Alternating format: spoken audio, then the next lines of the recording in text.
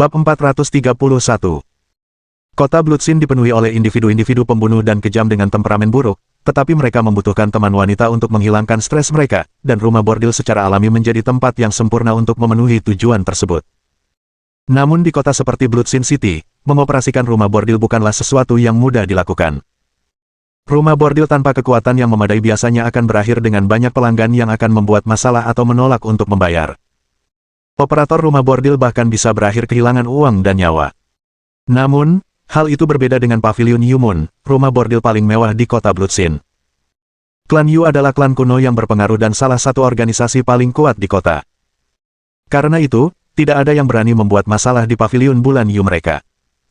Tentu saja, ada contoh orang yang membuat masalah di sini di masa lalu.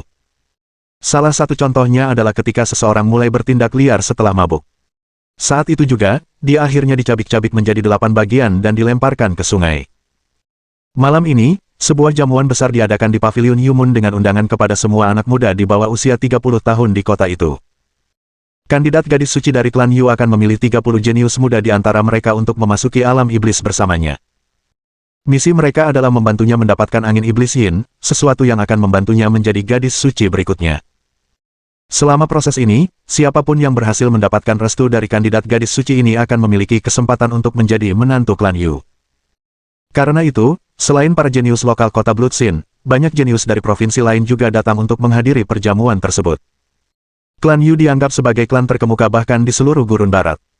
Menjadi menantu mereka pada dasarnya menjamin seseorang akan kekuasaan dan otoritas. Lebih jauh lagi, kandidat gadis suci adalah wanita yang sangat cantik yang dikenal sebagai wanita tercantik nomor 1 di Provinsi Yu. Wanita dengan latar belakang dan penampilan seperti itu adalah tipe wanita yang akan diperebutkan oleh semua pria. Saat ini, sejumlah besar orang telah berkumpul di depan Pavilion Yu Moon. Mereka adalah perwakilan dari berbagai organisasi besar, terdiri dari tuan muda dan pengikut mereka. Setiap tuan muda dikelilingi oleh sejumlah besar pengikut dalam upaya mereka untuk memamerkan kekuatan dan pengaruh mereka. Para pengikut hanya diperbolehkan memasuki lantai pertama dan kedua pavilion. Lantai ketiga diperuntukkan bagi kaum muda di bawah usia 30 tahun. Xiang Shaoyun juga telah tiba bersama Earth Skeleton dan Jin Wo. Melihat banyaknya orang yang berkumpul di sini, dia tak kuasa menahan diri untuk mengeluh dalam hati, klan Yu benar-benar memiliki daya penggalangan massa yang hebat. Lihat saja jumlah orang di sini. Meskipun ia hanya seorang kultivator alam langit puncak tingkat ketiga, ia masih dapat dengan jelas merasakan seberapa kuat setiap orang. Para pemuda itu semuanya lebih tinggi darinya dalam hal tingkat kultivasi. Adapun para pengikutnya, tidak ada satupun yang lebih lemah dari alam kaisar. Tiba-tiba, keributan terjadi dan menarik perhatian semua orang. Sebuah kereta mewah melayang di atas, ditarik oleh 6 makhluk iblis terbang yang memperlihatkan taring mereka dan tampak sangat ganas dan megah. Beberapa orang duduk di dalam kereta. Masing-masing tampak luar biasa, salah satunya adalah seorang pemuda berusia lebih dari 20 tahun. Dia bersantai di sofa sambil memandang sekeliling dengan tatapan jijik. Itu perkumpulan naga. Siapa yang mereka kirim? Dia benar-benar memiliki 6 naga banjir kaisar iblis yang menarik keretanya. Sungguh pertunjukan kekuatan yang menakjubkan. Tidak mungkin. Tidak mungkin salah satu dari 13 putra mahkota, kan? Ada rumor bahwa masing-masing dari 13 putra mahkota sangat berbakat. Bahkan pedang naga emas Su Jun pun tidak layak disandingkan dengan mereka. Aku tahu siapa dia.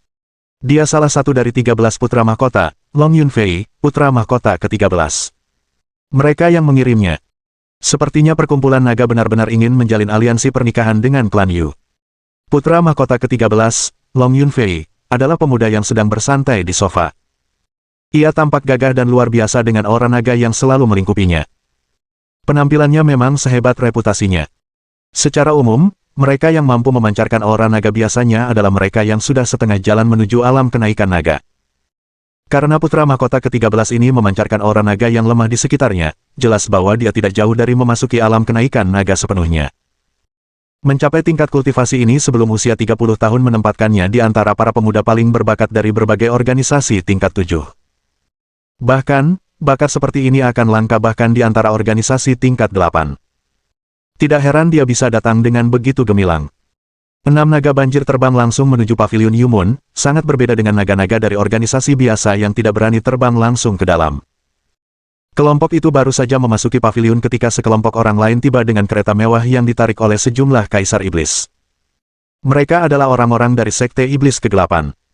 Di antara kelompok itu, salah satunya adalah kandidat putra iblis, Xie Gongzi, seseorang yang statusnya setara dengan Long Yunfei. Selain kedua kelompok ini, perwakilan dari balai kota dan beberapa organisasi tingkat 6 dan 7 lainnya dari provinsi lain juga berdatangan. Sedikit rasa iri terlihat di mata Xiang Shaoyun ketika ia melihat kemuliaan yang dinikmati oleh para jenius muda itu. Dalam hatinya, ia berpikir, seandainya aku bekerja keras saat itu, aku pasti akan bersinar seterang mereka sekarang. Tepat ketika Xiang Shaoyun hendak melangkah masuk ke pavilion Yumun, suara melengking tiba-tiba terdengar di udara. Jeritan tajam dan jernih seperti burung phoenix memenuhi langit. Xiang Shaoyun secara naluriah mendongak, dan ketika melihat kereta mewah yang baru saja tiba, matanya langsung dipenuhi niat membunuh yang kuat. Kehadiran naga dan harimau dalam dirinya langsung bergejolak. Orang-orang di kereta yang baru tiba yang ditarik oleh 5 burung luan itu tampaknya juga merasakan keberadaan Xiang Shaoyun. Mereka berhenti tepat di atasnya. Seorang pemuda tampan keluar dari dalam kereta. Dengan kipas lipat putih di tangannya dan pembawaan yang anggun, ia memandang Xiang Shaoyun dari atas dan berkata, "Adik Yun, sudah lama kita tidak bertemu. Kakakmu tidak pernah menyangka akan bertemu denganmu di sini. Aku sangat senang bertemu denganmu lagi." Pemuda itu tak lain adalah Ditong dari Sekte Ziling. Dia menatap Xiang Shaoyun dengan tatapan mengejek. "Ditong." Xiang Shaoyun tak kuasa menahan amarahnya. Wajahnya dipenuhi kebencian, seolah ia tak menginginkan apapun selain memangsa daging Ditong. Dia pernah memanggil Ditong sebagai saudara ketujuhnya, seseorang yang dianggapnya sebagai keluarga.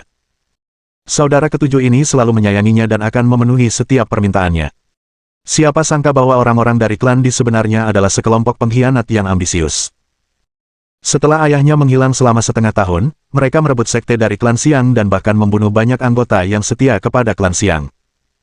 Xiang Shaoyun masih ingat adegan ketika saudara ketujuhnya itu secara pribadi memimpin sekelompok orang untuk memburunya. Seseorang yang sudah seperti keluarga tiba-tiba berubah menjadi musuh. Itu adalah sesuatu yang tak pernah diduga siapapun. "Adik Yun, kakakmu sangat senang melihatmu hidup dengan baik. Tapi mengapa kau berada di tempat terbuka alih-alih bersembunyi? Apakah kau sudah bosan hidup?" kata Ditong dengan tatapan penuh niat membunuh. "Oh, baiklah. Mari kita lihat siapa di antara kita yang akan selamat setelah hari ini," kata Xiang Shaoyun dengan tatapan dingin di wajahnya. Bab 432. Earth Skeleton, bunuh semua orang di dalam kereta itu, perintah Xiang Shaoyun. Jika ini kota lain, Xiang Shaoyun tidak akan berani menghadapi Ditong seperti ini. Namun, ini adalah kota Blood Sin, dan dengan geng tengkorak di bawah kendalinya, menghadapi kelompok Ditong saat ini bukanlah hal yang terlalu sulit. Ditong hanyalah seorang raja tingkat puncak. Adapun para pengikutnya, mereka mungkin hanya para ahli alam kenaikan naga. Kelompok seperti ini mungkin tidak akan menjadi ancaman besar. Sayangnya, Xiang Shaoyun masih meremehkan kekuatan para pengikut Ditong. Saat kerangka bumi menyerang, gelombang energi menyebar dari kereta Ditong dan aura kuat menekan Xiang Shaoyun dan kerangka bumi. "Mundur, Tuan." Mereka membawa seorang penguasa bersama mereka, kata kerangka bumi dengan cemas melalui transmisi suara. Earth Skeleton adalah ahli tingkat Dragon Ascension Realm, naga naik puncak, dan dia hampir tidak mampu menahan tekanan dari Sovereign. Dia tidak akan mampu bertahan lama, dan jika Sovereign ini memutuskan untuk menyerang sungguh-sungguh, dia tidak akan mampu melindungi Xiang Shaoyun. Wajah Xiang Shaoyun berubah muram. Dia tidak menyangka Ditong akan membawa seorang raja bersamanya. Bahkan dia sendiri tidak pernah mendapatkan perlakuan seperti itu ketika masih menjadi tuan muda sekte tersebut. Lagi pula, para Sovereign dianggap sebagai pasukan elit dari organisasi tingkat 7. Para ahli seperti mereka tidak akan mudah tunduk kepada siapapun. Xiang Shaoyun ingin melarikan diri, tetapi dia tidak yakin bisa lolos dari seorang Sovereign. "Cepat bergerak. Kenapa kau tidak kabur?" tanya Ditong dengan nada mengejek. Pada saat yang sama, kereta mulai turun dari langit. Adapun orang-orang di sekitarnya, mereka semua menjauh dari Xiang Shaoyun. Tak seorang pun dari mereka ingin terlibat dalam konflik mereka. Banyak orang di sini tahu siapa Xiang Shaoyun.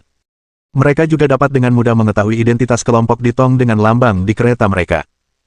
Jelas sekali bahwa ini adalah kelompok dari Sekte Ziling. Meskipun Sekte Ziling adalah sekte yang relatif baru yang baru berdiri sekitar 100 tahun, sekte ini merupakan kekuatan yang sedang berkembang dan memiliki peluang untuk menjadi organisasi tingkat 8. Xiang Yangzhan, pemimpin Sekte Ziling, juga memiliki reputasi yang sangat kuat yang telah menyebar luas. Namun, masih banyak orang yang tidak menyadari bahwa Sekte Ziling baru-baru ini mendapatkan seorang pemimpin baru. Bahkan lebih sedikit orang yang tahu bahwa Xiang Shaoyun adalah pemimpin muda asli sekte tersebut. Saat kereta kuda mendarat, senyum puas terukir di wajah Ditong sambil berkata, "Ayo. Biarkan kakakmu yang ketujuh mengantarmu pulang. Kami tidak akan mempersulitmu. Cheng Tua, bawa dia." Yang disebut Cheng Tua itu tak lain adalah penguasa yang berada di sisi Ditong. Namanya Cheng Yu, seorang ahli alam fondasi jiwa yang baru, dan dia juga kultivator terkuat dalam kelompok yang menemani Ditong. Saat Xiang Shaoyun mulai gelisah, sebuah suara merdu terdengar, "Adik kecil, tunggu apa lagi? Masuklah ke sana dan bergabunglah dengan jamuan makan sekarang juga." Aroma yang menyenangkan memenuhi udara saat kekuatan tak berwujud tiba dan seketika menghancurkan tekanan yang diberikan Cheng Yu pada Xiang Shaoyun. Pendatang baru itu adalah seorang wanita yang belum pernah Xiang Shaoyun temui sebelumnya. Ia memiliki sosok tubuh bak jam pasir yang memikat, dan entah mengapa, suaranya terdengar cukup familiar baginya. Ia merasa mengenalnya, tetapi ia sama sekali tidak ingat pernah bertemu dengannya. "Siapa kau? Ini urusan Sekte Ziling." "Minggir," kata Cheng Yu sambil mengerutkan kening. Saat mengucapkan itu, dia melepaskan kehadirannya dan mengirimkannya menghantam wanita itu. "Hehe, aku tahu kau mencoba menindas yang lemah. Ketahuilah bahwa aku juga suka melakukan itu," kata wanita itu sambil tertawa merdu. Suaranya bagaikan melodi setan yang menusuk langsung ke telinga Cheng Yu. Kehadirannya seketika hancur berkeping-keping dan ekspresi aneh muncul di wajahnya. Beberapa saat kemudian, ia mulai menanggalkan pakaiannya dan memeluk udara kosong di depannya. Ia bergumam berulang kali, "Gadis yang cantik. Aku menginginkanmu, aku menginginkanmu." Jelas sekali, dia telah terperangkap dalam teknik pesona wanita itu dan sekarang terjebak dalam ilusi. Ketika Ditong dan kaisar lainnya melihat itu, rasa takut menyelimuti wajah mereka, dan Xiang Shaoyun akhirnya tahu siapa wanita itu. Dia kemungkinan besar adalah Yao Jiao Jiao, selir berwajah seribu. "Terima kasih atas bantuanmu, kakak. Aku akan mengingat kebaikan ini," ucap Xiang Shaoyun sambil membungkuk penuh rasa syukur. "Hehe, aku tidak akan melupakan apa yang kau katakan," kata Yao Jiao Jiao sambil tersenyum licik. "Lanjutkan. Aku sangat berharap padamu." Xiang Shaoyun mengangguk dan melangkah masuk ke paviliun Yumun. Yao Jiao Jiao kemudian menoleh dan menatap Cheng Yu, yang kini telanjang bulat, lalu berkata, "Sungguh memalukan. Kau menyebut dirimu seorang penguasa." Saat wanita itu mengatakan itu, Cheng Yu menggigil dan terbangun dari ilusi yang menyelimutinya. Ketika melihat kondisinya saat ini, wajahnya berubah mengerikan. Aura meledak dari tubuhnya saat dia meraung, "Aku akan membunuhmu." Ia dengan ganas melayangkan tinjunya ke arah Yao Jiao Jiao. Saat menyerang, ia mengumpulkan energi di sekitarnya, mengirimkan energi astral tak terbatas yang menyebabkan ruang itu sendiri berputar dan melengkung. Itu adalah kekuatan mengerikan yang hanya dimiliki oleh para penguasa. Sayangnya, seorang penguasa baru seperti dirinya bukanlah apa-apa di hadapan Yao Jiao Jiao. Dia menyipitkan matanya dan tersenyum. "Sepertinya kau belum juga belajar dari kesalahanmu." Dia dengan santai melambaikan tangannya, menyebabkan serangan Cheng Yu berantakan. Telapak tangannya kemudian mengenai wajahnya. "Pak!" Bersamaan dengan suara yang nyaring, tamparan itu membuat Cheng Yu terlempar. Dari betapa mudahnya Yao Jiao Jiao menamparkan seorang penguasa hingga terpental, jelas betapa dahsyat kekuatannya. "Tuan muda ketujuh, Anda harus pergi," saran seseorang di samping Ditong dengan cemas. Tak satu pun dari mereka akan bisa melarikan diri jika wanita itu memutuskan untuk menyerang mereka. Menyadari hal itu, Ditong hanya bisa berkata tanpa daya, "Jika dia ingin melakukan sesuatu kepada kita, melarikan diri tidak ada gunanya. Tunggu saja." Ini adalah tindakan yang cukup berani, tetapi di dalam hatinya, dia tidak setenang yang terlihat di hadapannya. Dia mulai mempertanyakan dirinya sendiri, kapan bajingan itu mendapatkan penolong sekuat ini? Apakah dia kartu truf tersembunyi yang ditinggalkan oleh ayahnya yang telah meninggal? Dia tahu ada seorang pria bernama Duoji di sisi Xiang Shaoyun, tetapi Duoji tidak terlihat dimanapun. Sebaliknya, yang ada adalah wanita misterius ini. Pikiran tentang pertumbuhan Xiang Shaoyun yang pesat membuatnya takut bahwa mereka mungkin tidak dapat mempertahankan apa yang telah mereka curi dari Xiang Shaoyun. "Hehe, lumayan. Kau cukup pintar. Untung bagimu, aku terlalu sibuk untuk berurusan denganmu sekarang. Ingat, di kota Bloodsin, jangan coba-coba menyakiti adikku. Kalau tidak, kau akan mati, tak peduli dari latar belakangmu," kata Yao Jiao Jiao sambil tersenyum. Kemudian dia menghilang begitu saja. Satu-satunya alasan dia membantu Xiang Shaoyun adalah karena taruhan. Dia sebenarnya tidak merasa sayang padanya. Dia berharap salah satu kandidat yang dikirim oleh 7 penjahat akan menjadi menantu klan Yu.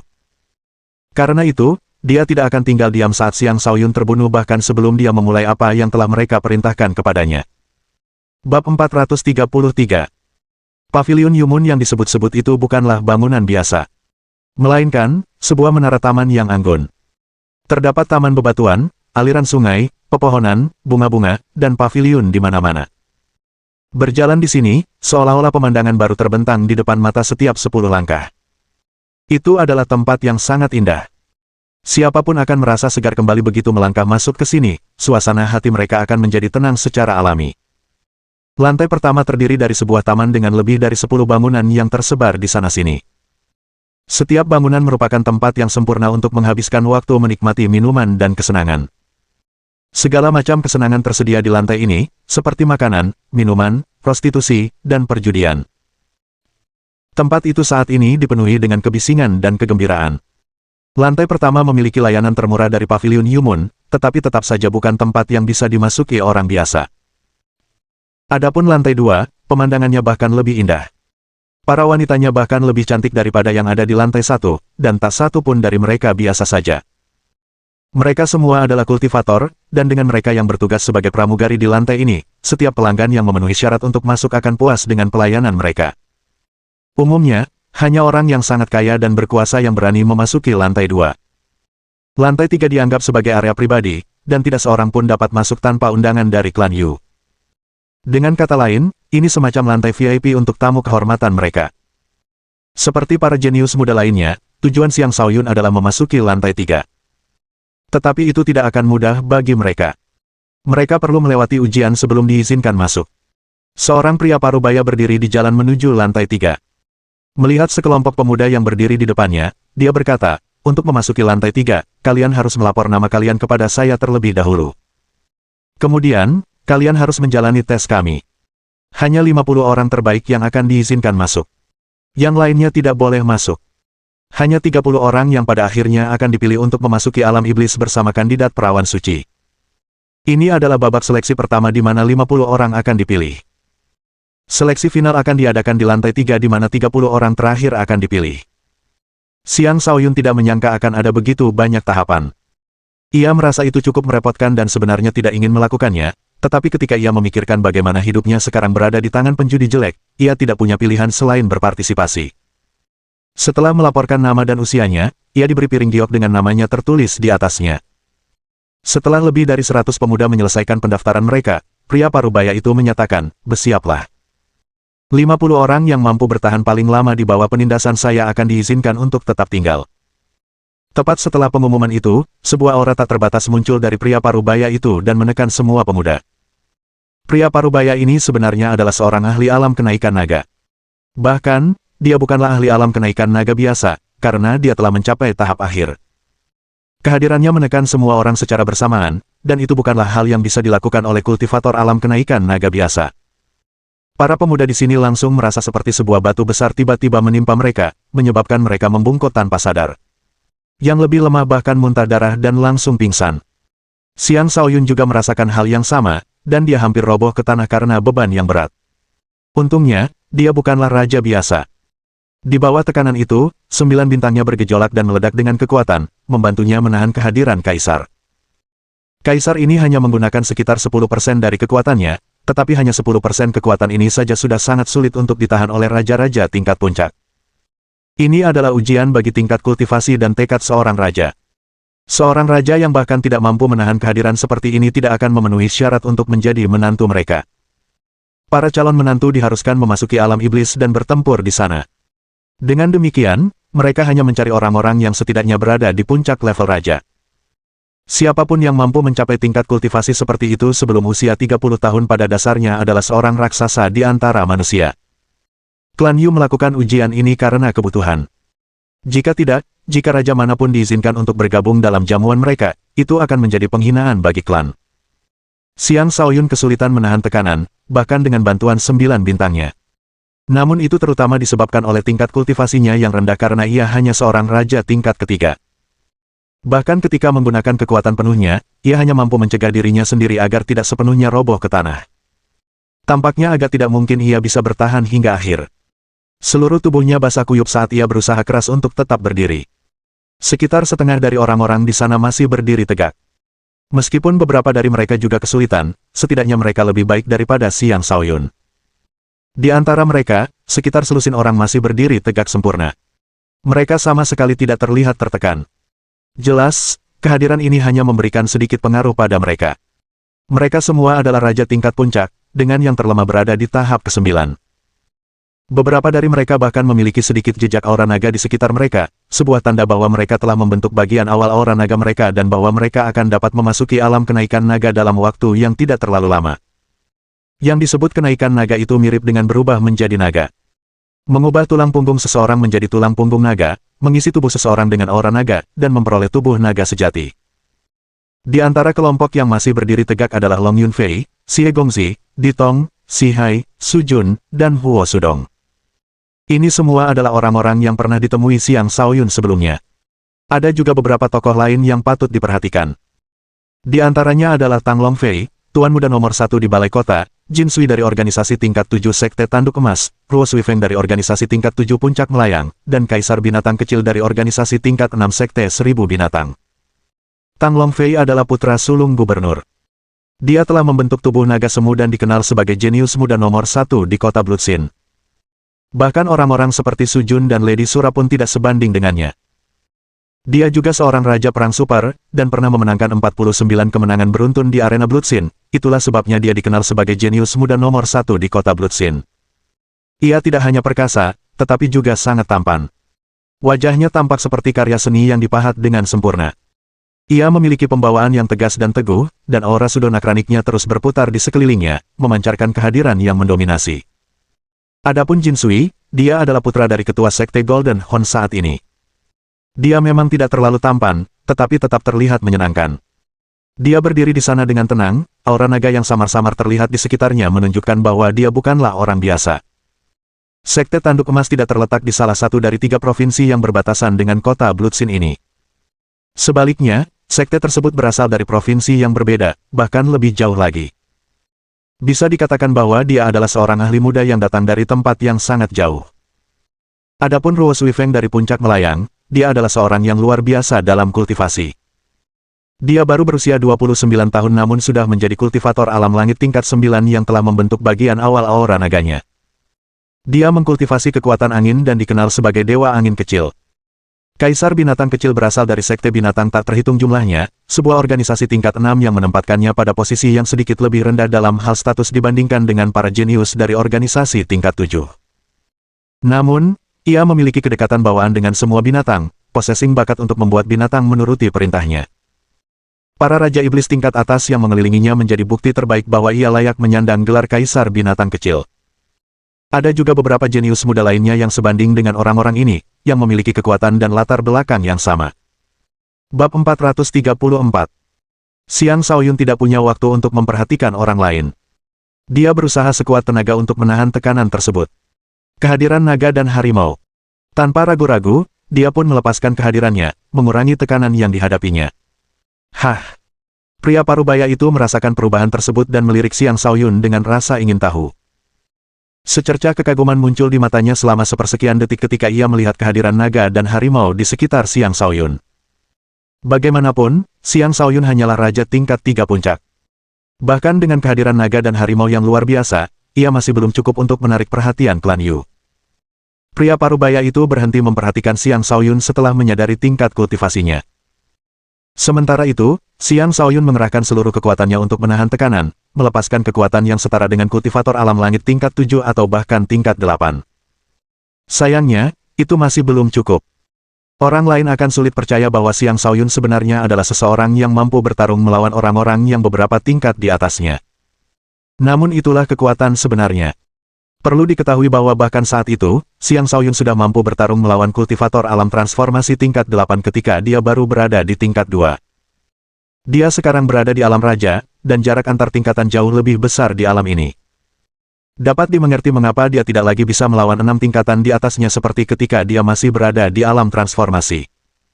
Dengan aura raja yang tak tertandingi, ia mampu menghadapi kehadiran semua raja. Namun, hal itu tidak berlaku untuk kehadiran kaisar.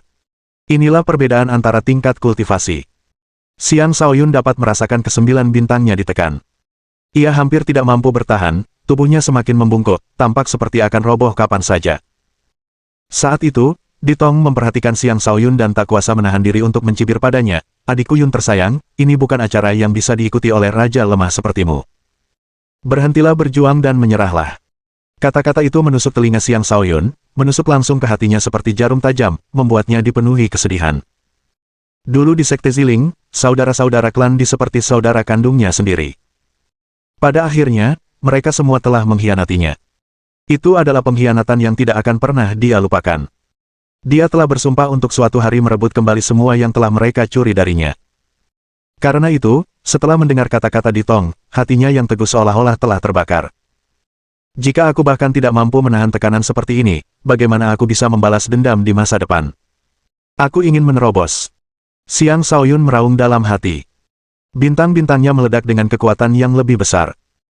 Pada saat yang sama, ia memurnikan sejumlah besar kristal spiritual di lautan kosmos astralnya, mengirimkan banyak untaian energi astral ke 9 bintang dan 365 titik akupunturnya. Sebuah sungai energi yang tak terbatas mengalir deras melalui meridiannya, memberinya sensasi bahwa ia akan mencapai tahap selanjutnya kapan saja. Setelah mencapai puncak alam Sky Soar tahap ketiga dengan bantuan pil Ugly Gambler, Xiang Shaoyun tidak menyangka akan kembali menerobos secepat ini. Namun, di bawah tekanan hebat yang saat ini dialaminya, ia tidak punya pilihan selain menerobos. Sebenarnya, tekanan hebat itu akan membantu memperkuat terobosan ini, tetapi itu akan menjadi metode yang sangat berbahaya.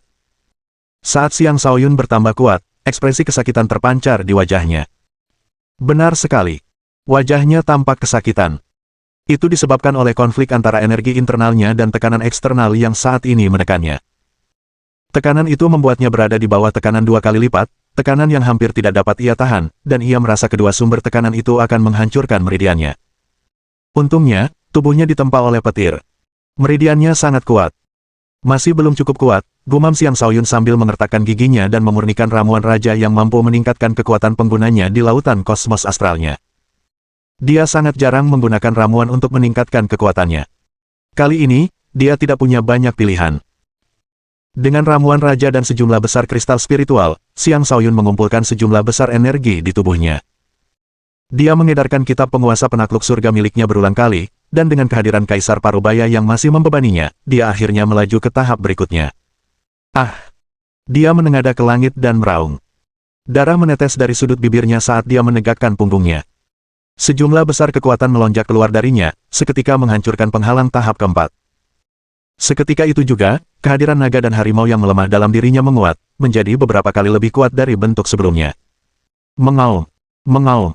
Naga ungu melayang tinggi, harimau putih menerkam. Raungan mereka memenuhi udara, mengguncang dunia. Pada saat itu, para jenius muda yang sebelumnya tidak terpengaruh oleh tekanan kehadiran tersebut semuanya memandang Xiang Shaoyun dengan takjub. Pria parubaya dari klan Yu juga ikut memperhatikan. Ekspresi acuh tak acuh di wajahnya hilang, digantikan oleh tatapan rumit ketika ia menyadari bahwa Xiang Shaoyun telah berhasil menembus tekanan kehadirannya. Itu adalah prestasi yang tak terbayangkan. Mencapai terobosan adalah sesuatu yang akan ditangani dengan sangat hati-hati oleh setiap kultivator. Umumnya, seseorang hanya akan menunggu waktu yang optimal sebelum mencapai terobosan, dengan tujuan untuk memperlancar prosesnya. Tentu saja, ada beberapa yang mendapatkan inspirasi di tengah pertempuran dan mencapai terobosan sebagai hasilnya, tetapi mencapai terobosan di bawah tekanan kehadiran seorang kaisar adalah sesuatu yang belum pernah terjadi sebelumnya. Yang lebih penting lagi, Xiang Shaoyun hanyalah kultivator alam langit tingkat ketiga. Ia tidak hanya berhasil menembus ke tingkat berikutnya di bawah penindasan seperti itu, tetapi ia bahkan berhasil membebaskan diri dari penindasan tersebut. Ini adalah prestasi yang mengejutkan. Perlu diketahui bahwa bahkan beberapa raja tingkat 9 di sini pun gagal menahan kehadiran seorang kaisar, tetapi pemuda ini, yang baru merupakan kultivator alam langit tingkat 4, telah berhasil melakukannya. Itu adalah bukti potensi menakutkannya. Aku tak bisa membiarkannya terus tumbuh. Aku harus membunuhnya dengan segala cara setelah meninggalkan tempat ini, sumpah Ditong dalam hati. Dia tahu betul bahwa Xiang Shaoyun baru mulai berkultivasi setelah diusir dari Sekte Ziling. Baru 3 tahun berlalu, dan dia sudah menjadi raja tingkat keempat. Bakat seperti itu bahkan melampaui 2 saudara kandungnya yang paling luar biasa, kakak tertua dan saudara kesembilannya. Jika dia tidak bisa membunuh Xiang Shaoyun, di masa depan, dia akan membawa malapetaka bagi klan mereka. Selain Ditong, Su Jun juga memiliki tatapan membunuh yang serupa di matanya. Anak sialan ini, Su Jun mengumpat dalam hati. Dia selalu menyukai Lady Sura, tetapi wanita itu selalu mengabaikannya.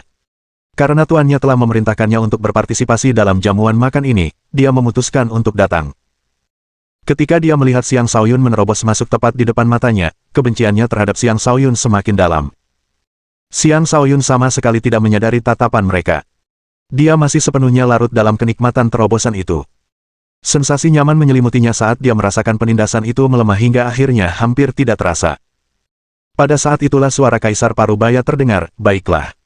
Mereka yang masih berdiri sekarang dapat memasuki lantai 3. Bab 435. Bersamaan dengan pengumuman Kaisar, tekanan itu lenyap sepenuhnya. Hanya 50 dari para jenius muda itu yang tetap berdiri, termasuk Xiang Shaoyun. Adapun mereka yang gagal berdiri, raut wajah sedih tampak di wajah mereka semua. Mereka menjadi semakin tertekan ketika melihat seorang raja tingkat 4 seperti Xiang Shaoyun berjalan ke lantai 3. Mereka menjadi marah, merasa seperti telah dipermalukan. Lagi pula, mereka semua adalah raja tingkat akhir, beberapa di antaranya berada di tingkat ke-9. Bahkan mereka pun gagal menahan penindasan, namun seseorang seperti Xiang Shaoyun berhasil. Tidak seorang pun dapat menerima hal seperti itu. Sayangnya, itulah aturan mainnya. Pendapat mereka tidak lagi penting, dan seluruh kejadian itu tidak lagi ada hubungannya dengan mereka. Bagaimanapun, setidaknya 20 orang lagi akan dieliminasi di lantai 3, dan mereka yakin Xiang Shaoyun akan menjadi salah satunya. Ketika rombongan memasuki lantai 3, mereka mendapati tempat itu bahkan lebih indah dan tenang daripada 2 lantai pertama. Sebuah danau menyambut mereka, airnya menempati sebagian besar lantai. Danau itu sebesar danau pada umumnya, dan pohon-pohon willow tumbuh di sekelilingnya. Di sana-sini, terlihat paviliun, dan banyak lentera berkelap-kelip dengan cahaya, menghadirkan pemandangan menyenangkan yang mengingatkan pada festival lentera. Di tengah danau terdapat sebuah kapal besar sepanjang 100 meter dan setinggi 3 lantai. Kapal itu tampak sangat mewah, dan dari kapal itu terdengar alunan musik zither yang merdu. Musik itu terdengar seperti berasal dari surga, menembus langsung ke lubuk hati, membersihkan segala tekanan dan kekhawatiran. "Tuan-tuan muda, silakan naik ke kapal," sebuah suara merdu tiba-tiba terdengar. Suaranya mirip dengan suara burung oriole yang berkicau dan suara mata air yang mengalir. Seperti alunan musik zither yang terdengar di udara, suara itu sangat menyenangkan telinga. Hanya dari suaranya saja, semua orang menyimpulkan bahwa pemiliknya pasti seorang wanita secantik peri. "Haha, gadis cantik klan Yu, suamimu akan datang," kata seorang pemuda sombong sambil tertawa dan mulai terbang menuju kapal. Yang lain tidak mau ketinggalan dan mulai terbang juga. Entah mengapa, sejumlah besar pemuda tetap berdiri. Danau itu memberi mereka semacam tekanan. Benar saja, disertai dengan suara mendesis yang mengerikan, sejumlah besar sosok hitam besar tiba-tiba melesat keluar dari danau. Mengaum, mengaum. Karena terlalu gelap, mereka kesulitan menentukan makhluk apa yang tiba-tiba muncul dari air. Kemunculan makhluk-makhluk itu secara tiba-tiba membuat orang-orang yang berlari menuju kapal ketakutan. Beberapa dari mereka terkena serangan langsung dari makhluk-makhluk itu dan mengalami luka parah. Jika binatang-binatang itu tidak diperintahkan untuk tidak membunuh, mereka pasti sudah mati. Xiang Shaoyun memicingkan matanya hingga batas maksimal dan menemukan bahwa binatang-binatang itu memiliki bentuk yang mirip dengan kelelawar darah iblis, namun mereka juga jelas berbeda dari kelelawar darah iblis. Tak lama kemudian, dia mendengar seseorang berteriak, "Ikan setan." Yang disebut ikan iblis adalah spesies makhluk air buas yang menyeramkan di alam iblis. Mereka sangat kuat di air dan akan memangsa semua bentuk kehidupan, spesies yang sangat buas. Jelas sekali bahwa mereka yang tinggal di sini telah diperbudak oleh klan Yu. Jika tidak, dengan sifat ganas mereka, para raja muda yang terbang menuju kapal pasti sudah menjadi santapan ikan sekarang. Mereka yang mampu menembus perimeter pertahanan ini akan memenuhi syarat untuk naik ke kapal. "Jika kalian gagal, pergilah," suara merdu yang sama terdengar dari kapal itu. Ternyata, ikan-ikan iblis ini adalah ujian kedua bagi para jenius muda ini. Ada lebih dari 100 ikan iblis di danau itu, masing-masing setidaknya adalah raja iblis tingkat 9. Beberapa bahkan adalah raja iblis puncak yang mampu melepaskan energi iblis yang menakutkan dan dahsyat. Ikan-ikan iblis itu terus mengeluarkan suara aneh sambil melihat sekeliling dengan mata mereka yang berkilau dan menyeramkan. "Semuanya, tetap tenang. Bekerja sama dan serbu perimeter," kata Tang Longfei. "Itu ide yang bagus. Tetapi mereka yang tidak memiliki aura naga tidak memenuhi syarat untuk ikut bersama kami.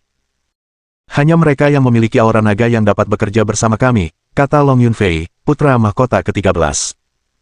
"Saya setuju," kata Xie Gongzi dari Sekte Iblis Kegelapan. Saya setuju. Saya setuju. Semua raja yang telah membentuk aura naga mereka menyatakan persetujuan mereka. Ada sekitar selusin dari mereka, dan mereka semua adalah orang-orang yang suatu hari akan memasuki alam kenaikan naga, masing-masing jenius dari organisasi mereka masing-masing. Karena itu, wajar jika mereka membenci bekerja sama dengan raja-raja yang belum membentuk aura naga apapun. Raja-raja muda lainnya sangat marah, tetapi mereka tidak berani mengatakan apapun. Lagi pula, setiap raja yang telah membentuk aura naga mereka jauh lebih kuat daripada raja biasa. Mereka memiliki kemampuan bertempur yang menakutkan dan bukanlah tipe orang yang bisa disinggung oleh raja-raja biasa ini. Tiba-tiba, Tang Longfei menatap Xiang Shaoyun dan berkata, "Kau boleh ikut bersama kami." Ia berbicara dengan nada tegas, seolah-olah itu satu-satunya pilihan yang dimiliki Xiang Shaoyun. Xiang Shaoyun menatap Tang Longfei dengan heran. Ia merasa mereka pernah bertemu sebelumnya, tetapi ia tidak ingat kapan dan di mana. "Tidak, terima kasih," kata Xiang Shaoyun sambil menggelengkan kepalanya. Dia tidak peduli mengapa Tang Longfei mengundangnya. Dia tidak berniat bekerja dengan orang asing, dan dia juga tidak berniat berhutang budi kepada siapapun. "Tentu. Lakukanlah sesukamu," kata Tang Longfei dengan tatapan rumit di matanya. Mereka kemudian mulai menyerbu ikan iblis itu. Masing-masing dari mereka sangat kuat, menunjukkan kemampuan bertarung yang setara bahkan dengan beberapa kaisar. Mereka adalah para jenius terkemuka dari berbagai provinsi. Para kultivator biasa sama sekali tidak dapat dibandingkan dengan mereka. Saat para jenius sedang bertarung melawan ikan iblis, seseorang berteriak, "Biarkan mereka melakukan tugas mereka, tetapi kita juga harus bergabung dan menyerbu bersama-sama." Ya, bekerja sama lebih baik daripada melakukannya sendiri. Ayo, kita hanya perlu menyeberangi air. Kita bisa melakukannya. Jangan sembunyikan apapun. Gunakan semua yang kamu punya. Ikan iblis ini bukan main-main.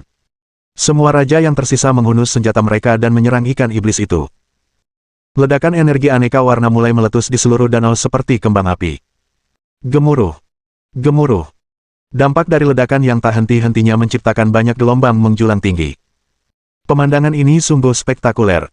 Para raja ini semuanya berusia di bawah 30 tahun, namun mereka sudah memiliki kemampuan tempur yang luar biasa. Namun, itu bukanlah hal yang mengejutkan karena jika tidak, mereka tidak akan mampu melewati ujian pertama untuk sampai ke sini. Tak lama kemudian, beberapa dari mereka mulai mencapai kapal. Mereka yang mampu tiba lebih dulu tentu akan dapat memberikan kesan yang lebih baik kepada kandidat gadis suci. Lagi pula, ini adalah dunia di mana kekuatan berkuasa mutlak. Bab 436. Selain para jenius muda, hanya ada dua orang lain di kapal itu. Salah satunya adalah seorang wanita tua yang tampak seperti nenek biasa, tetapi matanya yang keruh kadang-kadang bersinar terang. Dia jelas seorang ahli super yang menyembunyikan kekuatannya. Orang lainnya adalah seorang wanita muda. Dia mengenakan kerudung yang menutupi wajahnya, sehingga hanya garis besar wajahnya yang terlihat. Meskipun begitu, ketika seseorang menatapnya, orang itu akan kehilangan napas. Itu disebabkan oleh temperamennya yang sangat elegan, yang membuatnya tampak seperti dewi yang turun ke dunia fana. Ia tampak tanpa celah baik tubuh maupun jiwa, mata ambernya mampu menenggelamkan setiap pria dalam keanggunannya. Ia memancarkan godaan alami, godaan yang jauh lebih menakutkan daripada godaan mereka yang menggunakan teknik rayuan. Selain itu, ia juga memiliki bentuk tubuh bak jam pasir yang sempurna dan tanpa celah. Selalu dikatakan bahwa setiap gadis suci klan Yu adalah wanita yang sangat cantik. Kandidat gadis suci ini dikenal sebagai wanita tercantik nomor 1 di Provinsi Yu, dan tampaknya ia memang pantas mendapatkan reputasinya. Beberapa jenius muda pertama yang menginjakkan kaki di kapal itu langsung tertarik padanya. Bahkan sebelum mereka melihat wajahnya dengan jelas, dia sudah memancarkan daya tarik yang begitu kuat. Betapa cantiknya dia tanpa kerudungnya. Para jenius muda itu bahkan tidak berani membayangkan adegan saat dia mengangkat kerudungnya. Mereka juga sangat puas dengan wanita muda ini, bersukacita dalam hati bahwa perjalanan ini benar-benar sepadan. Mereka rela bertarung demi kecantikan mempesona seperti ini bahkan jika dia bukan dari klan Yu. Long Yunfei dari perkumpulan naga memberi salam kepada perawan suci. Long Yunfei menyapa dengan sopan dan santun. Xie memberi salam kepada gadis suci. Xie Gongzi dari Sekte Iblis Kegelapan juga memberi salam dengan seringai menawan di wajahnya. Tang Longfei memberi salam kepada perawan suci. Tang Longfei pun membalas salam tersebut. Para jenius muda lainnya juga menyapa kandidat gadis suci itu satu persatu. Kecantikannya membuat mata mereka berbinar-binar karena kegembiraan, karena mereka tak sabar lagi untuk memenangkan hati kandidat gadis suci ini. Kaidi menyapa Anda semua, "Tuan-tuan," sapa calon perawan suci itu. Suaranya merdu, membuat hati semua orang yang mendengarnya berdebar dan tatapan kekaguman mereka semakin dalam. "Nenek Wu, tolong sajikan anggur dan makanan untuk tamu kita," kata Yukaidi. Nenek Wu, yang berdiri di belakangnya, mengangguk dan melambaikan lengan bajunya. Seketika, meja-meja di depan para jenius muda itu dipenuhi dengan buah-buahan spiritual dan minuman keras berkualitas tinggi. Para jenius muda itu tahu bahwa wanita tua ini benar-benar seorang ahli super. Tak seorang pun dari mereka berani bersikap tidak sopan saat mereka semua duduk dengan tenang. Semakin banyak orang yang tiba di kapal. Tentu saja, ada juga beberapa yang terluka dan tidak dapat naik ke kapal. Bahkan setelah 1 jam, hanya 18 orang yang berhasil naik ke kapal. Sementara itu, 31 orang telah sepenuhnya tersingkir dari perlombaan. Dengan kata lain, jumlah orang yang pada akhirnya bisa pergi ke alam iblis bersama kandidat gadis suci akan kurang dari 30 orang. Saat ini, hanya 1 orang yang masih berusaha menyeberangi danau tersebut. Orang itu tak lain adalah Xiang Shaoyun, orang dengan tingkat kultivasi terendah di sini. Meskipun ia telah naik 1 tingkat selama ujian pertama, itu tetap tidak mengubah fakta bahwa ia memiliki tingkat kultivasi terendah. Oleh karena itu, ketika para jenius muda bergandengan tangan untuk menyeberangi danau, tak seorang pun dari mereka mengundangnya. Mereka semua menganggapnya sebagai beban. Xiang Shaoyun memahami situasi yang dihadapinya. Karena itu, dia tidak pernah berencana untuk bekerja sama dengan siapapun. Dia akan menyeberangi danau itu dengan kekuatannya sendiri, dan dia yakin bisa melakukannya. Jika tidak, apalagi merebut hati kandidat gadis suci, dia bahkan tidak akan mendapatkan apapun dari perjalanan ke alam iblis. Dia adalah orang terakhir yang menyeberang bukan karena dia tidak punya cara untuk menyeberang. Dia hanya tidak ingin diganggu saat menyeberang. Lagi pula, medan perang akan menjadi kacau dengan terlalu banyak orang dan mungkin secara tidak sengaja menular kepadanya jika dia mencoba menyeberang bersamaan dengan orang lain. Sumber kepercayaan dirinya bukanlah kemampuan bertarungnya, melainkan kecepatannya yang tak tertandingi. Tentu saja, orang-orang di kapal tidak terlalu menghargainya. Di mata mereka, dia hanya melakukan perjuangan yang sia-sia. Ditong berkata, seseorang dengan kekuatan sekecil ini tidak akan mampu melewati ikan iblis itu. Sebaiknya kita tendang saja dia agar dia tidak melukai dirinya sendiri saat mencoba. Ditong mungkin tampak berbicara dengan niat baik, tetapi sebenarnya dia berusaha menghancurkan setiap kesempatan yang mungkin dimiliki Xiang Shaoyun untuk naik ke kapal. Dia khawatir Xiang Shaoyun benar-benar bisa naik ke kapal dan pergi ke alam iblis bersama mereka. Dia bahkan lebih khawatir bahwa dengan sedikit keberuntungan, Xiang Shaoyun akan berhasil menjadi kandidat untuk menjadi menantu klan Yu. Meskipun itu tampaknya tidak mungkin terjadi, dia tetap tidak ingin mengambil risiko itu terjadi. Su Jun langsung setuju, ya, kita tidak perlu membuang waktu menunggu orang seperti dia. Beberapa orang lain juga setuju dan mulai meminta agar Xiang Shaoyun langsung dieliminasi dari perlombaan. Sebelum Yukaidi bisa berkata apa-apa, Tang Longfei membuka mulutnya, tidak masalah apakah dia bisa sampai di sini atau tidak. Itu adalah pilihannya, dan kita tidak seharusnya ikut campur. Memang benar, tapi dia hanya kultivator alam langit tingkat 4. Sekalipun dia cukup kuat untuk melawan lawan yang lebih tangguh darinya, dia tetap tidak layak untuk berjalan bersama kita, kata Ditong. Xie Gongzi dari Sekte Iblis Kegelapan juga mencibir dan berkata, benar sekali. Para jenius ini memiliki harga diri mereka sendiri. Mereka menganggap bertarung bersama yang lemah sebagai semacam penghinaan. Karena itu, banyak dari mereka setuju bahwa Xiang Shaoyun harus diusir. Yukaidi masih belum sempat mengatakan apapun ketika semua orang tiba-tiba menatap danau itu dengan takjub. Xiang Shaoyun melesat cepat ke arah mereka. Mereka semua mengira dia tidak punya peluang untuk menyeberangi danau, tetapi mereka menyadari bahwa mereka sangat keliru. Seperti angin, dia melayang di tengah-tengah ikan iblis saat mendekati kapal. Ikan iblis itu berteriak berulang kali saat menyerang dengan sejumlah besar energi iblis. Namun, seperti ikan yang licin, Xiang Shaoyun selalu mampu menemukan celah dan menyelinap pergi, bergerak tanpa terluka sama sekali di tengah hujan serangan. Danau itu tidak terlalu besar. Dengan beberapa gerakan, Xiang Shaoyun sudah berada sekitar 100 meter dari kapal. Ini adalah niat gerakan kaki, seru Ruo Suifeng dengan cemas. Ruo Suifeng adalah seseorang yang mengolah kekuatan angin dan juga telah menguasai tahap pertama niat gerakan kaki, bergerak secepat angin. Itulah bagaimana dia mendapatkan gelarnya sebagai Dewa Angin Kecil. Kini, dengan adanya orang lain yang juga memahami maksud gerakan kaki di hadapannya, dan dengan tingkat kultivasi yang lebih rendah, ia tentu saja terkejut. Bab 437. Ruo Suifeng benar. Xiang Shaoyun menggunakan niat gerak kakinya, dan ditambah dengan 9 langkah neter milik Overlord, dia bergerak dengan kecepatan yang bahkan melebihi kecepatan seorang Raja Puncak yang hampir memasuki alam kaisar. Dengan kata lain, kecepatan Xiang Shaoyun sebanding dengan Long Yunfei, Xie Gongzi, dan Tang Zanfei. Bahkan, jika Xiang Shaoyun sepenuhnya mengaktifkan 9 langkah neter Overlord-nya, dia akan lebih cepat dari mereka. Tentu saja, gerakan kaki saja tidak cukup untuk menembus barisan ikan iblis. Dia masih perlu menggunakan domain jiwa neternya untuk mengungkap celah serangan mereka agar dapat bergerak dengan lancar di tengah-tengah mereka. Sebelum orang-orang di kapal pulih dari keterkejutan mereka, Xiang Shaoyun sudah berdiri di atas kapal dengan santai. Dengan kedatangannya, kini ada total 19 pemuda yang berhasil menyeberangi danau dan naik ke kapal. Saya mohon maaf telah membuat semua orang menunggu, kata Xiang Shaoyun sambil menangkupkan kedua tangannya dengan senyum di wajahnya. Tidak ada yang menjawab. Sebaliknya, mereka mulai minum dalam diam. Di mata mereka, Xiang Shaoyun hanya menyeberangi danau melalui suatu tipu daya. Kekuatannya sama sekali tidak sebanding dengan mereka. Karena itu, mereka masih memandang rendah dirinya. Huo Sudong, yang duduk di pojok, melambaikan tangan kepada Xiang Shaoyun dan berkata, "Saudara Xiang, silakan duduk di sini." Di antara orang-orang yang hadir, Huo Sudong, Xi Hai, dan Ken Wunian adalah perwakilan dari 7 penjahat.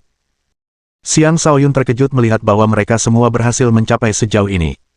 Dalam hati, ia merenung, sepertinya 7 penjahat benar-benar menginginkan ini. Dia mengangguk pada Huo Sudong sebelum menatap Yukaidi, bersiap untuk menyapanya. Namun saat pandangannya tertuju pada wajah Yukaidi, dia tertegun. Dalam keadaan linglung, dia menatap wanita muda yang cantik itu. Sebuah adegan tertentu muncul dalam pikirannya, dan dia pun tenggelam dalam lamunannya. Saat itu, Yukaidi juga menatap Xiang Shaoyun. Ketika tatapan mereka bertemu, pupil matanya menyempit, dan matanya bersinar dengan kilatan yang tak terlukiskan. Begitu saja, pemuda dan gadis muda itu saling menatap, seolah-olah hanya mereka berdua yang tersisa di dunia. Wajah para pemuda lainnya berubah muram. Mereka mulai bertanya-tanya dalam hati, apakah mereka saling mengenal. Ketika Nenek Wu menyadari ada sesuatu yang aneh dengan Yukaidi, dia menatap Xiang Shaoyun dan berkata, "Silakan duduk." Barulah kemudian Xiang Shaoyun dan Yukaidi tersadar dari lamunan mereka. Xiang Shaoyun tertawa, "Haha. Oke, saya akan duduk." Lalu ia berjalan menuju Huo Sudong. Namun, ia baru melangkah 2 langkah ketika berbalik dan bertanya, "Bolehkah saya menanyakan nama perawan suci?" Seketika itu juga, salah satu pemuda itu membanting tangannya ke meja dan membentak, "Kurang ajar. Pertanyaan macam apa itu? Minta maaf kepada perawan suci, atau aku akan melemparkanmu ke danau." Orang itu tak lain adalah Su Jun, dia menatap Xiang Shaoyun dengan penuh amarah, matanya dipenuhi permusuhan. Awalnya, wanita yang disukainya adalah Lady Sura. Tetapi begitu matanya tertuju pada kecantikan Yukaidi yang tak tertandingi, dia sepenuhnya mengalihkan semua kasih sayangnya kepadanya. Ketika ia melihat Xiang Shaoyun mengajukan pertanyaan yang begitu tidak sopan kepada wanita cantik itu, ia sangat marah. Selain Su Jun, sejumlah besar pemuda di sana juga berpikir bahwa pertanyaan Xiang Shaoyun itu tidak sopan dan tidak pantas. Tentu saja, mereka bahkan lebih cemburu dengan momen singkat yang dimiliki Xiang Shaoyun dengan Yukaidi ketika mereka saling menatap mata. Setelah melihat itu, mereka mulai khawatir Xiang Shaoyun mungkin merebut posisi menantu dari mereka. Xiang Shaoyun menatap Su Jun dan menjawab sambil tersenyum, "Bahkan tuan rumah kita pun belum mengatakan apa-apa. Mengapa kau berbicara mewakili dia? Apa kau pikir kau sudah menjadi belahan jiwanya? Dasar bajingan!" Su Jun berdiri dan berteriak, tampak seperti akan menyerang Xiang Shaoyun kapan saja. "Duduk!" Long Yunfei tiba-tiba membentak Su Jun.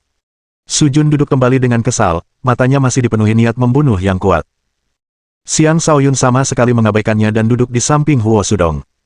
"Saudara Xiang, kecepatanmu sungguh bagus," puji Huo Sudong sambil mengusap kepalanya yang botak. Huo Sudong adalah seorang pemuda tampan. Setelah mencukur rambutnya, ia menjadi seorang biksu yang cantik. Ia cukup mencolok di antara para pemuda di sini dengan penampilannya yang unik. Sebenarnya, ia adalah anggota dari cabang keluarga utama sebuah klan yang kuat. Seperti Xiang Shaoyun, ia berada di kota Bloodsin untuk menempa dirinya. Karena kemampuan bertarungnya yang luar biasa, ia menarik perhatian biksu tersenyum dan dipaksa menjadi biksu serta muridnya.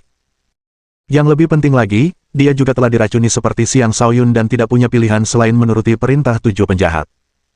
Huo Sudong tahu bahwa Xiang Shaoyun berada dalam situasi yang sama. Karena itu, dia merasa seperti telah menemukan jiwa yang sejiwa dengannya. Setelah Xiang Shaoyun duduk, Yukaidi akhirnya mengangkat gelasnya dan berkata, kalian semua diundang ke sini karena aku perlu meminjam kekuatan kalian untuk memasuki alam iblis dan mendapatkan angin iblis Yin. Kurasa semua orang di sini menyadari hal itu. Semua orang mengangguk. Si Hai, yang duduk di sudut lain, tiba-tiba berkata, ada desas-desus bahwa orang yang mendapatkan angin iblis Yin untukmu akan menjadi menantu klan Yu. Pertanyaan si Hai jauh lebih tidak pantas daripada yang dikatakan Xiang Shaoyun sebelumnya, tetapi tidak ada yang menegurnya karena mereka semua dapat mengenali siapa dia berdasarkan penampilannya. Dia adalah putra salah satu dari 7 penjahat. Bahkan para jenius muda seperti mereka pun tidak akan berani memprovokasi orang seperti dia. Sekadar memikirkan penjahat pemakan manusia saja sudah cukup untuk menimbulkan rasa takut di hati mereka. Alasan kedua mengapa mereka semua tetap diam adalah karena mereka juga ingin mengetahui jawaban dari pertanyaan itu. Menantu laki-laki klan Yu. Saat mereka bersatu, meraih kekuasaan tidak akan lagi menjadi hal yang sulit, dan tujuan mereka tidak lagi seperti mencapai alam penguasa. Sebaliknya, mereka akan membidik lebih tinggi, untuk mencapai alam yang lebih tinggi lagi. Yu Kaidi menjawab dengan santai, iya. Ekspresi gembira terpancar di wajah para jenius muda itu setelah mendapat konfirmasi tersebut. Namun, yang mengecewakan mereka, Yu Kaidi menambahkan, namun, itu bukanlah hal yang mutlak. Orang yang berhasil hanyalah kandidat untuk posisi tersebut. Apa? Hanya seorang kandidat, seru seseorang dengan cemas. Wajah para jenius muda itu muram. Mereka semua adalah jenius dari organisasi tingkat 6 dan 7. Mereka semua adalah orang-orang yang sombong dengan banyak wanita di sisi mereka. Tetapi di mata kandidat gadis suci ini, orang yang membantunya mendapatkan angin iblis Yin hanyalah seorang calon menantu, bukan orang pilihan. Ini bukanlah sesuatu yang bisa mereka terima. Yu Kaidi melanjutkan, jika kau tidak bersedia berpartisipasi, kau masih bisa mengundurkan diri sekarang. Tentu saja, jika kau memasuki alam iblis bersamaku, terlepas dari apakah kita berhasil atau tidak, klan Yu tidak akan lupa membalas bantuanmu dengan hadiah yang berlimpah saat kita kembali. Senjata kerajaan, teknik kerajaan, semuanya akan tersedia untukmu pilih sesuka hati.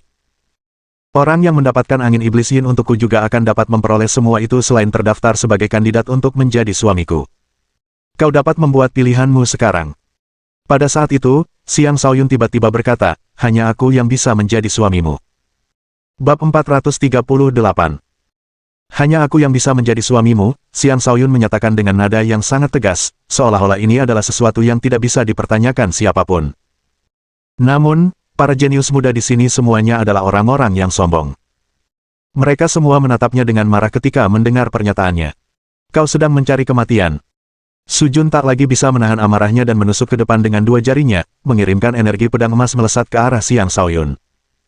Energi pedang itu bergerak cepat dan tiba di depan tenggorokan Xiang Shaoyun dalam sekejap. Tepat ketika Xiang Shaoyun hendak menghindar, Huo Sudong, yang duduk di sampingnya, tiba-tiba bergerak dan menangkap energi pedang itu dengan tangannya. Menyakiti saudaraku. Apa kau sudah meminta izinku? Kata Huo Sudong sambil mengusap kepalanya yang botak. Ekspresi ganas mulai muncul di wajahnya. Meskipun Huo Sudong adalah murid yang diterima secara paksa oleh biksu tersenyum, dia tetap telah banyak diajari oleh gurunya. Kemampuan bertarungnya telah meningkat pesat, dan dia akan mampu menghadapi Su Jun tanpa banyak kesulitan. Kalau kalian berani, ayo lawan aku. Akan kupotong-potong kalian berdua, teriak Su Jun. Ditong menyuarakan dukungannya untuk Su Jun, teman, kau mendapat dukunganku. Lihat saja bagaimana mereka mengabaikan kita semua. Ditong jelas berusaha memperkeruh keadaan. Namun, ini bukanlah sepenuhnya kesalahannya karena Xiang Shaoyun lah yang telah membuat pernyataan provokatif tersebut. Seorang pemuda lain mencibir, seorang kultivator alam langit tingkat 4 berani membuat pernyataan sebesar itu. Aku heran dari mana datangnya kepercayaan dirinya yang buta itu. Benar sekali. Apakah dia lupa bahwa kita masih di sini, kata orang lain dengan nada meremehkan. Mereka berbicara satu demi satu, menyuarakan ketidakpuasan mereka terhadap Xiang Shaoyun. Bahkan, mereka sudah menunjukkan rasa hormat yang besar kepada Yu Kaidi dengan tidak langsung menyerang. Jika ini terjadi di tempat lain, mereka pasti akan membunuh Xiang Shaoyun tanpa ragu-ragu. Ketika Huo Sudong melihat begitu banyak orang berbicara menentang Xiang Shaoyun, dia tidak bisa menahan diri untuk menghela napas. Saudara Xiang, sepertinya kau telah mengusik sarang lebah. Xiang Shaoyun tampaknya tidak keberatan. Aku tidak bisa berbuat apa-apa. Aku terlalu tampan. Mereka semua hanya iri dengan ketampananku. Kata-katanya ibarat menuangkan minyak ke api, yang semakin menyulut kemarahan para pemuda. Yu Kaidi terkikik dan berkata, Tuan, Anda benar-benar percaya diri, bukan? Jika Anda bisa membantu saya mendapatkan angin iblis Yin, saya mungkin akan mempertimbangkan proposal Anda. Haha, jangan khawatir. Aku pasti akan mendapatkan angin iblis Yin untukmu, janji Xiang Shaoyun sambil tertawa berani. Dia belum pernah mengambil inisiatif sebanyak ini dengan wanita manapun, bahkan dengan Gong Qinyin, Lu Xiaoxing, dan Dong Ziwan. Adik perempuannya, Ye Chaomu, sebanding dengan Yu Kei di dalam hal kecantikan, tetapi perasaannya terhadap keduanya sangat berbeda. Kasih sayang yang ia miliki untuk Ye Chaomu adalah jenis kasih sayang kekeluargaan, sedangkan kasih sayang yang ia miliki untuk Yu Kei benar-benar jenis kasih sayang romantis. Mungkin inilah yang disebut cinta pada pandangan pertama. Sejak pertama kali melihat Yu Kei, dia merasa bahwa wanita itu adalah wanita yang telah dikenalnya selama bertahun-tahun dan bahwa dialah wanita yang paling dicintainya dalam hidupnya, karena itulah dia dengan berani menyatakan perasaannya di depan semua jenius muda itu. Pernyataannya bukanlah omong kosong belaka. Melainkan, itu adalah sumpah. Dia bersumpah untuk menjadikan Yu Kei kekasihnya dan tidak akan membiarkannya jatuh ke pelukan orang lain. Dorongan tiba-tiba untuk menjadikannya miliknya menyebabkan dia tiba-tiba menjadi sangat keras kepala. Kaidi akan menantikan penampilan kalian, jawab Yu Kei. Baiklah, Kaidi akan memainkan sebuah lagu untuk para pahlawan muda di sini. Semoga kalian semua kembali dengan kemenangan. Setelah mengatakan itu, dia mulai memainkan melodi yang anggun dengan kecapinya, meredakan ketegangan di udara. Semua orang mulai minum dan makan sambil mendengarkan musik, dan suasana di kapal membaik. Namun, masih ada orang-orang yang sesekali melirik Xiang Shaoyun. Jelas, dia sekarang telah menjadi musuh publik. Xiang Shaoyun sendiri tidak peduli. Dia mulai minum dan mengobrol dengan Huo Sudong dan menyadari bahwa Huo Sudong juga memiliki nasib yang sama dengannya. Karena itu, dia berniat untuk berteman dengannya. Mungkin suatu hari nanti mereka bisa bekerja sama untuk membebaskan diri dari cengkeraman 7 penjahat. Saat musik berhenti, Yu Kei mulai berbicara tentang perjalanan ke alam iblis. Dia mengungkapkan harapannya agar ke-19 jenius di sini dapat bekerja sama dengannya dan mengesampingkan dendam pribadi mereka untuk sementara waktu. Setelah mencapai wilayah binatang angin iblis, mereka kemudian akan mengandalkan kekuatan mereka sendiri untuk mendapatkan angin iblis Yin. Siapapun yang mendapatkan angin iblis Yin dan mempersembahkannya kepadanya akan dianggap sebagai pemenang. Perjalanan ke alam iblis penuh dengan bahaya. Jika mereka tidak bisa bersatu, mereka pasti akan berakhir sebagai umpan iblis. Tentu saja, itu hanyalah usulan Yu Kei. Dia akan menjadi pemimpin selama perjalanan, dan yang lain akan menjadi pengikut sementaranya. Orang-orang di sini semuanya jenius yang sombong dan tidak akan mau menuruti seorang wanita muda. Beberapa dari mereka lebih suka bekerja sendiri dan hanya mempersembahkan angin iblis Yin kepadanya setelah mereka mendapatkannya. Yu Kei juga tidak menentang hal itu. Namun, dia menekankan bahwa mereka tidak bisa mengandalkan bantuan Kaisar Iblis. Siapapun yang melakukannya akan didiskualifikasi. Alasannya adalah karena tidak banyak Kaisar Iblis di wilayah binatang angin iblis yang mereka tuju. Jika mereka membawa Kaisar Iblis bersama mereka, mereka mungkin malah akan menarik perhatian lebih banyak Kaisar Iblis, yang hanya akan memperumit keadaan. Setelah sekitar 2 jam, Yu Kei pergi bersama wanita tua itu. Namun, dia tidak mengantar para jenius muda itu pergi. Sebaliknya, dia memanggil 19 wanita muda cantik ke kapal dengan sebuah tepukan tangan. Para wanita muda itu semuanya mengenakan pakaian muslim tipis, memperlihatkan bahu dan kaki mereka yang menggoda. Selain itu, separuh payudara mereka juga terlihat, memancarkan godaan yang tak berujung. Ketika mereka tiba di kapal, mereka mulai bernyanyi dan menari di hadapan para jenius muda, memenuhi para jenius muda itu dengan nafsu dan hasrat. Mereka duduk di samping seorang pemuda jenius dan mulai minum bersama sambil menempelkan tubuh muda mereka ke tubuh pemuda-pemuda itu. Para pemuda jenius ini semuanya sehat dan bugar, sehingga tidak dapat menahan godaan tersebut. Tak lama kemudian, beberapa dari mereka benar-benar tergoda dan mulai menyentuh seluruh tubuh para pemuda cantik itu dengan tatapan penuh nafsu di wajah mereka. Ada juga seorang wanita cantik yang bersandar di samping Xiang Shaoyun. Dengan nada lembut, dia berkata, "Tuan muda, Anda sangat tampan. Hamba yang rendah hati ini sangat menyukai Anda." "Begitu ya? Tentu, manfaatkan kesempatan ini untuk menikmati pemandangan diriku. Setelah malam ini, kita tidak akan bertemu lagi," kata Xiang Shaoyun sambil tersenyum acuh tak acuh. Melihat wanita cantik yang bersandar padanya, dia benar-benar tenang. Dulu, saat masih di Sekte Ziling, dia selalu dikelilingi wanita-wanita cantik. Namun, dia belum pernah benar-benar jatuh cinta pada wanita manapun sebelumnya. Dia yakin bahwa wanita ini hanyalah ujian lain dari Yu Kei, ujian kekuatan tekad mereka. "Tuan muda, apakah Anda tidak menyukai saya?" Hamba yang rendah hati ini sepenuhnya milik Anda malam ini, kata wanita muda itu, suaranya memancarkan daya tarik yang tak berujung saat dia menggesekkan dadanya yang besar ke tubuh Xiang Shaoyun. Bab 439. Wanita itu memiliki wajah seorang wanita yang menunggu untuk dinikahi oleh rajanya, wajah yang sulit ditolak oleh sedikit pria. Lagi pula, dia tidak hanya cantik, tetapi juga memiliki bentuk tubuh yang menawan. Pakaiannya yang terbuka juga semakin menambah daya tariknya. Sambil memandang wanita itu, Xiang Shaoyun tersenyum.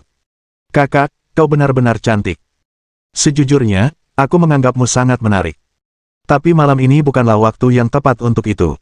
Dia menegaskan bahwa dia tidak akan menyentuhnya malam ini. Melakukannya akan membuatnya kehilangan kesempatan untuk menjadi menantu klan Yu. Bahkan, lebih dari separuh orang di sini pun tidak terpengaruh oleh rayuan tersebut. Lagi pula, mereka adalah para jenius dari organisasi masing-masing. Jika mereka tidak memiliki kemauan untuk menolak godaan seperti itu, mereka tidak akan mencapai tingkat kultivasi seperti itu di usia yang begitu muda. Hanya sebagian kecil dari mereka yang tidak bisa mengendalikan diri dan pergi ke kabin sambil memeluk para wanita. Adapun mereka yang tersisa, mereka mulai berbincang-bincang di antara mereka sendiri, mempersiapkan perjalanan mereka ke alam iblis. Beberapa orang telah menyatakan minat untuk membentuk aliansi dengan Ditong. Mereka semua adalah perwakilan dari organisasi masing-masing. Membentuk hubungan persahabatan satu sama lain akan sangat membantu mereka di masa depan. Adapun Xiang Shaoyun, selain berteman dengan Huo Sudong, dia tidak melakukan hal lain. Bukan karena dia tidak ingin berteman dengan yang lain, tetapi mereka semua memandang rendah dirinya. Bahkan, mereka memperlakukannya dengan permusuhan. Karena itu, dia tidak mau repot-repot mencoba. Namun, ia terus memperhatikan Tang Longfei yang menatapnya, baik sengaja maupun tidak. Dari sorot matanya, ia bisa melihat bahwa Tang Longfei sengaja memperhatikannya. Namun, ia tidak bisa mengingat di mana ia pernah bertemu Tang Longfei sebelumnya, sekeras apapun ia mencoba mengingatnya. Malam berlalu dengan cepat, dan para wanita akhirnya pergi. Yu Kaidi muncul kembali di hadapan mereka. Setelah menjamu semua orang dengan beberapa buah roh, dia berkata, kita akan menuju ke alam iblis sekarang. Apakah semuanya sudah siap? Banyak dari mereka mengangguk. Maka, kelompok itu meninggalkan pavilion Yumun, memanggil tunggangan masing-masing, dan berangkat. Tidak masalah apakah mereka bersedia mengikuti perintah Yu Kaidi atau bekerja sendiri nanti, karena mereka tetap harus pergi bersama-sama. Ini juga saatnya bagi semua jenius untuk memamerkan latar belakang mereka. Tunggangan mereka berfungsi sebagai salah satu simbol status mereka. Saat mereka berseru, banyak Raja Iblis terbang mendekat. Mengaum, mengaum. Seketika itu juga, Raja Iblis yang perkasa terbang menuju pavilion bulan Yu dari segala arah. Di antara tunggangan yang terbang di atas adalah naga banjir Raja Iblis milik Long Yunfei, binatang Raja Iblis milik Xie Gongzi, burung luan Raja Iblis milik Ditong, singa emas milik Tang Longfei, dan banyak binatang buas lainnya. Mereka semua adalah Raja Iblis tingkat tinggi atau Raja Iblis yang bermutasi. Tidak satu pun yang merupakan binatang buas biasa. Di antara tunggangan-tunggangan ini, tunggangan singa milik Tang Longfei adalah yang paling menarik perhatian. Xiang Shaoyun adalah satu-satunya yang tidak memanggil tunggangan. Ia seharusnya membawa Jinwo bersamanya, tetapi karena mereka tidak diizinkan membawa kaisar, ia harus membatalkan rencana itu. Saat itu, suara Yu Kaidi yang lantang terdengar, Fenger, kemarilah. Saat suaranya terdengar, seberkas cahaya warna-warni melesat keluar dari dalam pavilion Yumun. Berkas cahaya yang cemerlang itu menerangi seluruh area. Tak lama kemudian, semua orang melihat seekor phoenix berwarna-warni mendarat di samping Yu Kaidi. Mereka semua terkejut, bahkan tunggangan mereka pun mulai bergerak sebelum menundukkan kepala mereka yang angkuh. Phoenix adalah spesies tingkat atas di antara makhluk iblis. Dibandingkan dengan makhluk Raja Iblis ini, garis keturunan Phoenix jauh lebih tinggi dalam level dan kekuatan. Mereka sebanding dengan makhluk iblis tingkat atas seperti naga sejati, harimau putih, dan kura-kura hitam. Status mereka di antara makhluk iblis sudah jelas. Tak seorang pun dari mereka menyangka bahwa Yu Kaidi benar-benar akan memiliki burung Phoenix Raja Iblis sebagai tunggangannya. Itu telah melampaui semua harapan mereka. Seharusnya orang tahu bahwa seekor Phoenix memiliki potensi tak terbatas dan bisa saja menjadi makhluk menakutkan yang tidak lebih rendah dari alam iblis suci di masa depan. Klan Yu memang menakutkan, seru semua jenius itu dalam hati. Tuan Xiang, apakah Anda tidak memiliki kendaraan? Tanya Yu Kaidi. Xiang Shaoyun hendak menjawab, tetapi Su Jun menyela dengan nada mengejek. Meskipun dia punya tunggangan, mungkin itu hanya binatang tak berguna yang tidak akan mampu mengimbangi kita. Gadis suci, kurasa sebaiknya kita tinggalkan saja dia di sini. Benar sekali. Saya setuju, kata Ditong. Saat itu, Huo Sudong berkata, Saudara Siang, lewat sini. Kita bisa bepergian dengan kuda yang sama. Tunggangan Huo Sudong adalah elang bersayap hijau yang tampak luar biasa perkasa dan gagah. Terdapat ruang yang lebih dari cukup di atas tunggangan itu untuk mereka berdua. Siang Shaoyun melambaikan tangannya dan tersenyum. Tidak apa-apa. Aku masih punya tunggangan. Uang, keluarkan. Atas perintahnya, sesosok ramping melesat keluar. Tak seorang pun dapat melihat dari mana sosok ramping itu muncul. Pada saat mereka berhasil melihat dengan jelas, seekor ular petir bertanduk telah muncul di hadapan mereka. Ular petir bertanduk ini adalah Raja Iblis, tetapi ukurannya terlalu kecil untuk dijadikan tunggangan. Haha, ular iblis seperti ini dijadikan tunggangan. Apakah ini lelucon? Su Jun mulai tertawa terbahak-bahak. Yang lain juga mencibir melihat ular petir bertanduk itu, berpikir bahwa Siang Shaoyun hanya melakukan ini untuk menyelamatkan muka. Bahkan Yu Keidi pun menunjukkan ekspresi iba di wajahnya. Sementara itu, Siang Shaoyun tampak sama sekali tidak peduli saat berkata, silakan. Kami pasti bisa mengikuti kecepatanmu. Jika tidak bisa, aku akan mengundurkan diri secara sukarela. Sejujurnya, dia merasa agak depresi. Lagi pula, Mani memang terlihat kurang menarik dibandingkan dengan tunggangan-tunggangan gagah milik orang lain. Dan karena ini terjadi di depan wanita yang disukainya, dia merasa ingin mengubur kepalanya di tanah karena malu. Dalam hati, dia mengumpat, seandainya saja Little White ada di sini. Bagaimana mereka bisa begitu sombong tanpa dia? Mengaum, mengaum. Bahkan berbagai Raja Iblis pun mencemooh Mani dengan tatapan jijik. Mani sepertinya telah memahami sesuatu. Dia mengamati kerumunan, membuka mulutnya, dan mendesis. Desis. Desis. Bersamaan dengan desisan itu, awan gelap mulai berkumpul di langit. Guntur tak berujung terdengar, seolah-olah petir akan menyambar kapan saja. Ketika semua orang mendongak, ekspresi mereka berubah saat mereka dengan cepat dan naluriah menjauh dari Mani. Benar saja, beberapa kilat perak tiba-tiba melesat turun dari langit. Gemuruh. Gemuruh. Siang Shaoyun, yang berdiri di samping Mani, bahkan tidak sempat bereaksi sebelum dia merasakan kilat perak melesat dari langit di atasnya. Dia dengan cepat mengaktifkan buku 6 lempengan emas miliknya. Kilatan petir ini jauh lebih dahsyat daripada yang muncul saat Mani melakukan terobosan sebelumnya. Bahkan Raja Iblis tingkat akhir pun tidak mampu menahan kekuatan yang terkandung di dalamnya. Ekspresi para jenius muda dan tunggangan mereka berubah saat mereka semakin menjauh dari Mani. Apakah kilat ini berwarna perak? Apakah ini kilat yang bermutasi? Ya, kemungkinan besar memang begitu. Kalau tidak, mereka tidak akan sekuat ini. Sepertinya ular iblis ini akan menerobos. Berkat kekuatan kesengsaraan, ular iblis ini adalah makhluk yang cukup kuat. Mungkin ini adalah spesies yang bermutasi, tapi aku penasaran seperti apa bentuknya setelah terobosan itu. Siang Shaoyun baru saja menembus ke tahap keempat secara publik kemarin, dan hari ini, kudanya melakukan hal yang sama. Saya rasa ini bisa menjadi cerita yang menarik, tetapi sayang sekali kekuatannya masih terlalu kurang. Bab 440. Suara gemuruh petir menyebar luas, membuat orang-orang di dalam dan di luar paviliun Yumun khawatir. Ketika orang-orang melihat bahwa itu adalah Raja Iblis yang mencoba menerobos, mereka menahan diri untuk tidak melakukan apapun. Sejauh yang diketahui oleh orang-orang klan Yu, bahkan jika seorang Raja Iblis menerobos masuk ke sini, wilayah mereka tidak akan mengalami banyak kerusakan. Lagi pula, tidak ada yang akan mencoba mengganggu makhluk iblis yang menerobos masuk karena itu hanya akan mendatangkan malapetaka kepada mereka. Siang Shaoyun, yang berdiri paling dekat dengan Mani, tidak berusaha beranjak. Dia berdiri di sana dan menghadapi cobaan bersamanya. Saat petir menghujani mereka, dia sepenuhnya melepaskan kekuatan tulang petirnya dan mulai menyerap kekuatan petir perak ke dalam tubuhnya. Dengan pengalaman sebelumnya, dia tidak lagi takut akan cobaan petir. Meskipun kitab 6 lempeng emas miliknya tidak akan mampu menahan terlalu banyak sambaran petir ini, tulang petirnya tidak takut pada sambaran petir apapun. Saat tulang petir menyerap energi petir, kekuatan Siang Shaoyun mulai tumbuh kembali, dan dia merasakan sebagian racun di tubuhnya terlempar keluar oleh kekuatan petir. Dia sangat gembira saat menyadarinya. Sambil memandang langit, dia tertawa terbahak-bahak, hahaha. Luar biasa. Lebih banyak kilat lagi, Ozalusta. Dia bahkan menerobos sambaran petir yang datang. Dia mungkin bersikap seperti biasanya beberapa hari ini, tetapi sebenarnya, dia sangat murung karena racun di tubuhnya. Yang mengejutkannya, cobaan petir yang dipanggil oleh Mani memungkinkannya untuk mengetahui bahwa kekuatan petir alami ini sebenarnya dapat membersihkannya dari racun. Kekuatan yang sangat kuat akan selalu menjadi penangkal segala jenis racun. Petir alami juga merupakan kekuatan yang sangat kuat dan merupakan musuh bagi berbagai macam racun. Jika dia memikirkan hal ini sebelumnya, dia pasti sudah menggunakan petir ungu bawaannya untuk menghilangkan racun itu sejak lama.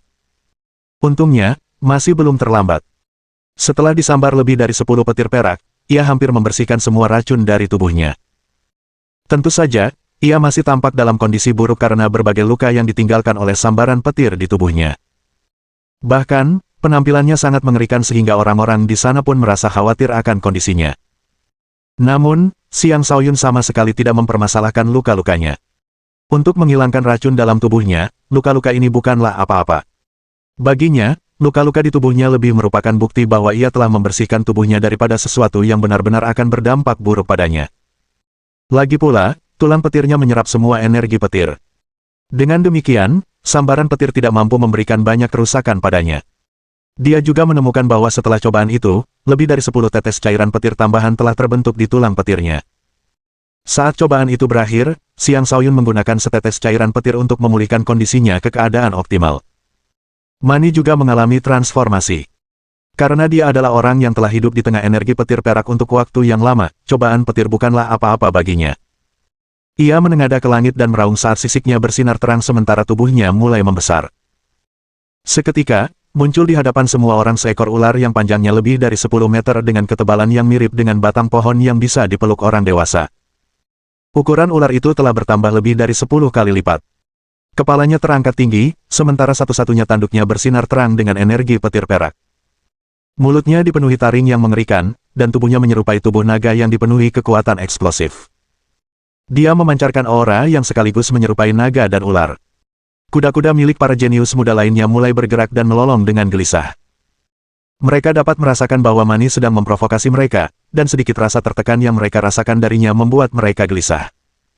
Mani tampaknya mampu membaca pikiran mereka. Ia melingkarkan tubuhnya di udara dan membuka mulutnya sekali lagi. Mengaum.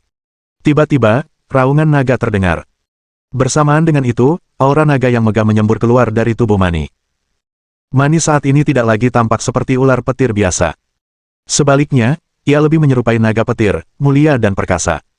Kemunculannya mengejutkan semua tunggangan, terutama naga banjir milik Long Yunfei. Naga banjir itu merasa seolah-olah ada naga petir sejati di hadapannya, menyebabkannya mulai bersikap malu-malu dan hormat.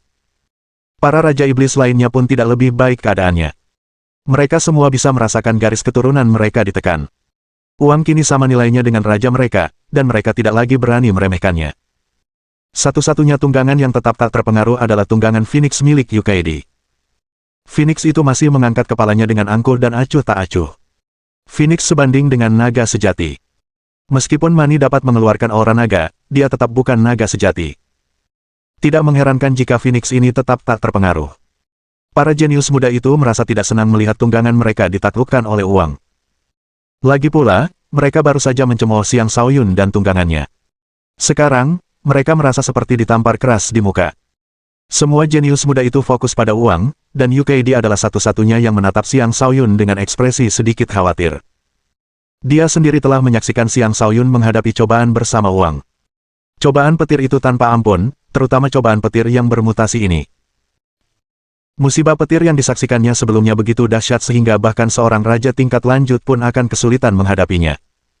Dia tidak yakin apakah Xiang Shaoyun mampu menahan musibah seperti itu. Namun, ia terkejut melihat aura Xiang Shaoyun semakin kuat, bukan menurun, dan luka-luka di tubuhnya sembuh dengan cepat.